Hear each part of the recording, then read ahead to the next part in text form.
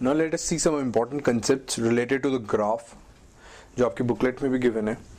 First is कि जब let us suppose कि अगर पीटी कर्व होता है, ठीक है, and the curve is something कुछ ऐसा, ठीक है. जब ऐसा है तो उस केस में क्या होगा, मतलब अब मेरे को बताना है, लेट अस सपोज प्रोसेस हो रही है ए टू बी, यहां से यहां तक जा रहा है, ठीक है. अब ये पूछ रहा है कि इस ऐसी स्लोप में वॉल्यूम का क्या रिलेशन है. ऑल्दो वी नो कि यहां पर ए से बी जाने में प्रेशर बढ़ रहा है, टेम्परेचर बढ़ रहा है. What about volume. अब इसको देख के कैसे बताओ कि वॉल्यूम के अंदर क्या चेंज आ रहा है. व्हाट विल डू इज कि मैं इसको ओरिजिन से ज्वाइन कर देता हूं ए पॉइंट को, ठीक है. ये जो होता है, ये ए पॉइंट जो है, this will give me the slope at the point A, ठीक है. इस पॉइंट पे मेरे को स्लोप मिल गई. और पीटी ग्राफ में क्या होता है, P V is equal to NRT होता है, राइट. एंड पी जो है वाई एक्सिस पे, तो एक तरह से मैं लिख सकता हूं Y is equal to M X. तो एम जो होता है that is the slope, it is given by N R upon V. That means कि M is inversely proportional to we.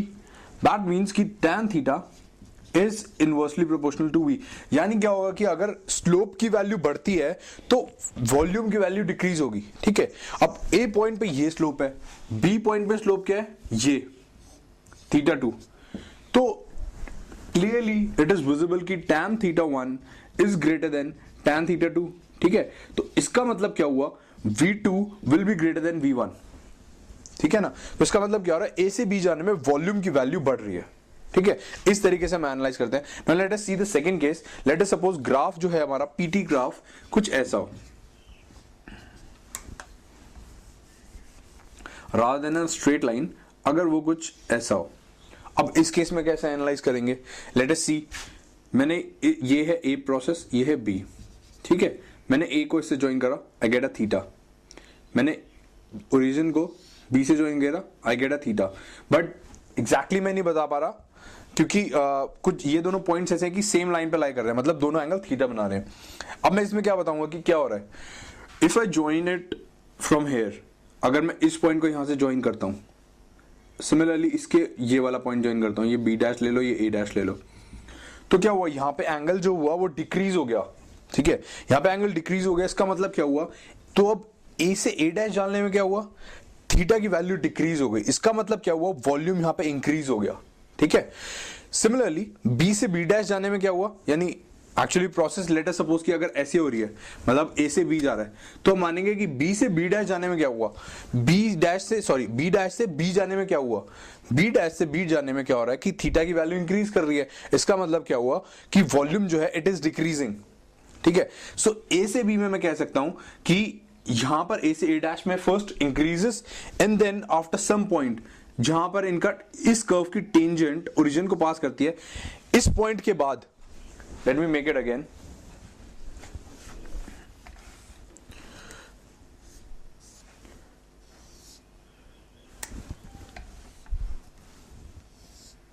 मतलब यहां से अगर मैं बनाता हूं तो जो टेंजेंट जिस पॉइंट पर ओरिजिन से लाइन ड्रॉ करी हुई एक टेंजेंट बनाती है, इस पॉइंट के बाद क्या हो रहा है, वॉल्यूम डिक्रीज कर रही है, ठीक है.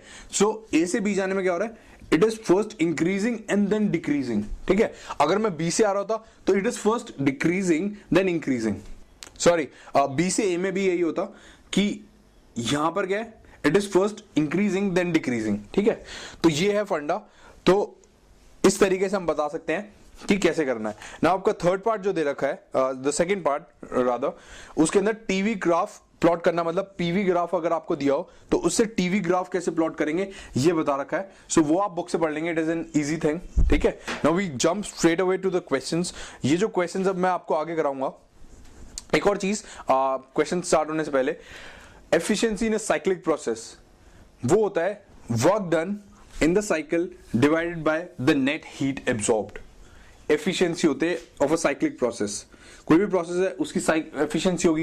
लेट अस सपोज कि अगर मैंने किसी भी सिस्टम को एक हीट दी, ठीक है, हीट दी और उसने कुछ काम करा, वर्क डन करा, तो एफिशिएंसी होती है the net work done divided by the work done in the cycle divided by the net heat absorbed, ठीक है. Efficiency is given by the work done divided by heat absorbed.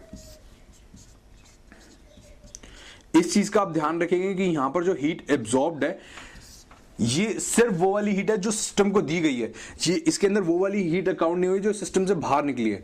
Let us suppose ये है Q dash निकली, और let us suppose हमने system के ऊपर work करा W, तो वर्क डन, अब यहां पे एफिशिएंसी क्या आएगी, ये अगर W डैश हमने करा, एफिशिएंसी क्या होगी W अपॉन Q, इसमें कुछ W डैश नहीं आएगा और ना Q डैश आएगा, it is heat absorbed. Right, so ये होता है एफिशिएंसी का formula, it is very simple. बस मतलब ऐसा हो सकता है कि एक छोटा सा क्वेश्चन आ जाए एफिशिएंसी के ऊपर, या फिर लॉन्ग क्वेश्चन और उसका छोटा सा पार्ट हो कि एफिशिएंसी, सो बस इतना सा फॉर्मूला आपको याद रखना, नथिंग एल्स। राइट।